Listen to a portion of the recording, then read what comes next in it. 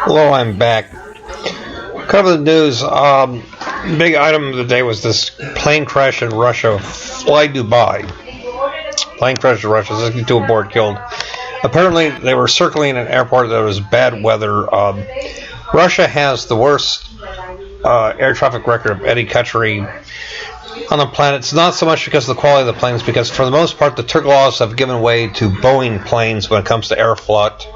Aeroflot is the most common national airplane there. Of course, this is Fly Dubai, a different plane. Probably not the fault of the plane, but we don't know yet. It's probably all because of the bad weather in Russia. Just not a very good place to fly. It's not easy to land with icy runways. It has little to do with the quality. When you think of the general aviation record, where things go bad in Russia an awful lot, it's probably just the cold weather. But I flew Aeroflot a couple times back in 2012. Yeah, good planes actually. Now that they're all Boeings instead of Turkilovs, which were just inferior planes back in their day, when Aeroflot, I think then and still now, may still be the number one airline service in the world because they have so many planes internationally. But this is Fly Dubai, and apparently it had something to do with visibility. It's too bad. 62 deaths, all on board were killed.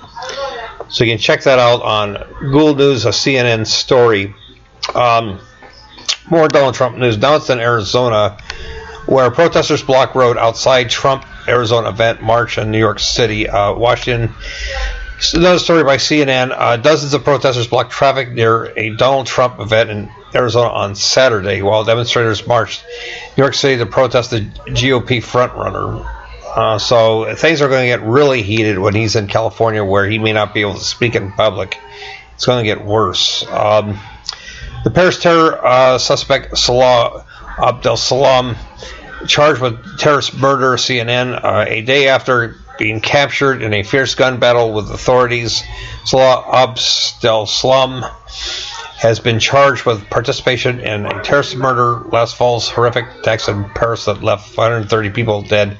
Remember, he was caught in Brussels, where I think a similar thwarted, or maybe it was a committed terrorist attack where there weren't that many victims, or maybe no victims, which led to his capture. But I think he was actually captured in Paris, if my story's not mistaken, where they knew what he looked like, so he didn't go into hiding like he should have. This guy was quite brazen, but whatever, they caught him, because this attack was back in November. So check out that story by CNN to find out the details. U.S. Marine killed in Iraq after rocket attack. Now remember, we're still in Iraq, even though Barack Obama mostly pulled out the vast majority of our troops there. Also from CNN, a U.S. Marine was killed in a rocket attack by ISIS on a base at Makbur in northern Iraq, the Pentagon said Saturday.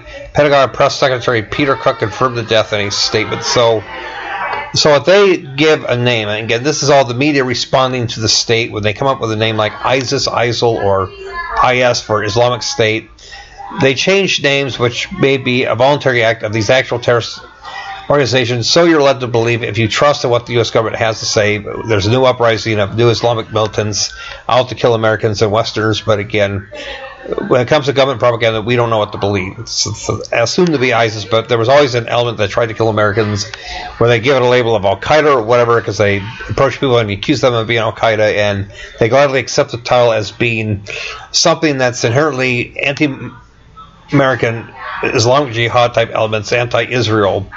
And I had never heard of the term Al-Qaeda until after 9/11. Now this ISIS thing, was it something that was spawned voluntarily in any event? So probably not that big a deal. There's always going to be an anti-American element as long as we continue this war is peace, the Orwellian campaign of a perpetual world war that never comes to an end until they lose tax money. It's the only thing that's going to bring the troops home, and then they're on their own, which means that ISIS or ISIL or whatever has less of ability to usurp power anyway in Iraq if the Iraqi people rebel as well, and you have anarchy in Iraq with no tax money being paid there, and then therefore there's no power to usurp. So it solves everything. People get the government they deserve. Puerto Rico braces for its own Zika epidemic. Cover photo, this is from New York Times. Adriana Fontanals, 21, who was 24 weeks pregnant, listened to a talk about the dangers of the Zika virus at a hospital in San Juan, Puerto Rico. So That's mostly a South American thing, which supposedly there might be an antivirus that can treat this kind of thing until we can isolate it. And it's a new epidemic out there that we're worried becomes something that can become epidemic here in the United States. And I don't know of a United States case, but it seems to be limited to Puerto Rico and Latin America at this time. So hopefully we can isolate it and come up with a cure, at least treatment. Suicide bombing kills 5, wounds 36 in central Istanbul. So again, the violence waged by what are believed to be Kurd rebels in a civil war for separation from Turkey. It looms on as this is believed to be probably more Kurd violence. Kills 5 and wounds 36 in Istanbul, Ankara, which is Istanbul is actually the capital of Turkey, but Ankara is a city, I think, to the east. Suicide bomber killed himself and 4 others at a central Istanbul shopping and tourism district on Saturday, wounding at least 36 people in the 4th such attack in Turkey this year. So what happens if it's in Ankara, that's the more Kurdish side of Turkey, which is these, but this is actually in Istanbul. So terrorists are taking the fight to the face of the opponent in Istanbul, and that's why it leads to a perpetual civil war until, again, people assume national sovereignty of the land of origin, not influencing each other's politics, not trying to dominate one another, and only then will the wars go away. World news, Obama in Cuba, 5 things to watch. President Obama travels to Cuba on Sunday for a historic visit meant to cement a new policy of openness toward the United States' former Cold War foe. So I think we don't know what happened to Fidel Castro, if he's still alive. Supposedly his brother took over. It's still communist, we know that, but they're trying to have their own version of perestroika, also trying to open up with a little bit of capitalism, but it's not working out too well. We still have this ban on Cuban products like Cuban cigars and so on, which would be very popular here. We know prohibition doesn't work, but it works on me. Otherwise, I'd have a really bad Cuban cigar smoking habit because I love Cuban cigars. But eventually, I see when the Castros die off, then maybe there will be, I don't know, free market economy in Cuba. There already is an attempt to sell Coca-Cola and some other products there, and slowly but surely they'll embrace capitalism. Migrants lament as deal with Turkey closes door to Europe. Migrants wait under the reign of Athens, Greece, Saturday, March 12, 2016. Credit Sergei Panamara for the New York Times, Izmir, Turkey. Smoking cigarettes and huddling against the midnight show, a group of Syrian men sat outside a mosque. It's all about the migrants. There are those there's the violence, and then there are those the violence of recipients, or those trying to escape the violence, who are refugees looking for migration to the safer places in Europe and Greece and elsewhere. And so it's kind of like we have here with Mexican immigration. It leads to the ones that are anti-immigrant, ones pro-immigrant, the ones that are anarchists, ones that are fascist. The swastika-like flags in Greece, and Greece is the hotbed of a lot of activity, as we can be in Southern California as well. It's leading to all kinds of divisiveness and political points of view. So in many ways, Southern California, even though it's not nearly as violent, or is it, because we have a lot of crime here, but it's not really, dissident terrorist crimes like what you have. And of course, we did have that incident in San Bernardino, but yeah, ultimately Southern California becomes a lot like what you see in Greece, where you have a very large government and that just creates all kinds of oppression and ultimately violence.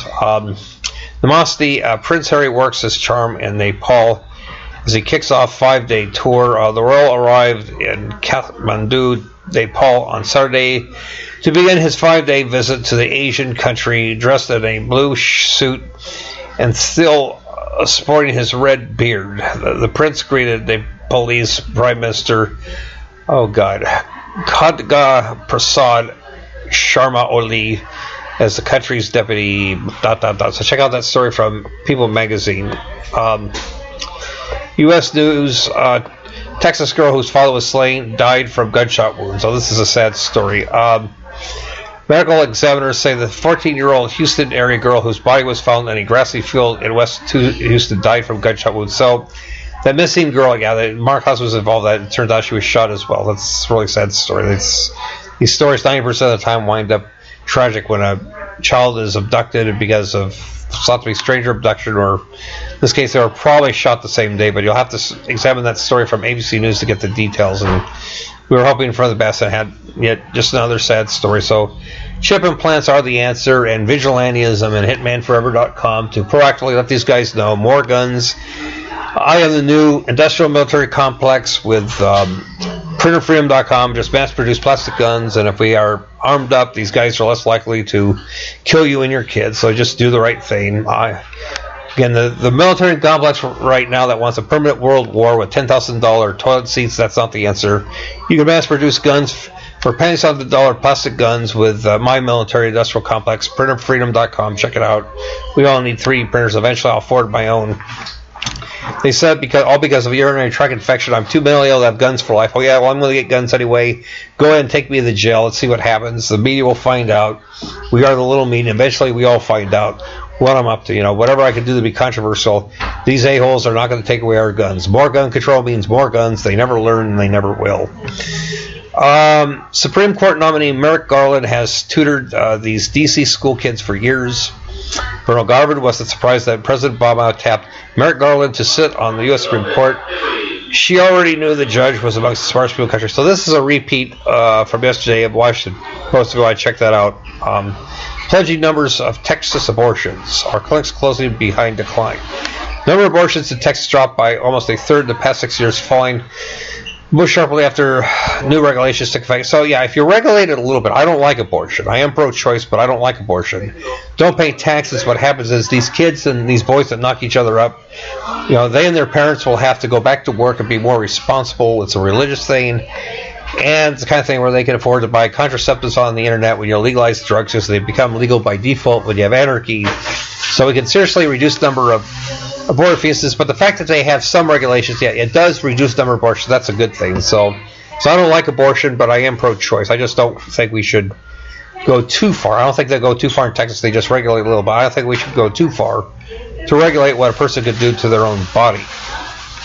U.S. East Coast could see late snowfall after mild winter. After a relatively mild winter, the East Coast of the United States could get a last gasp snowstorm. Last gasp snowstorm on Saturday night, just before the first day of spring. Weather forecasters said. Okay, so if I had any excuse to say the world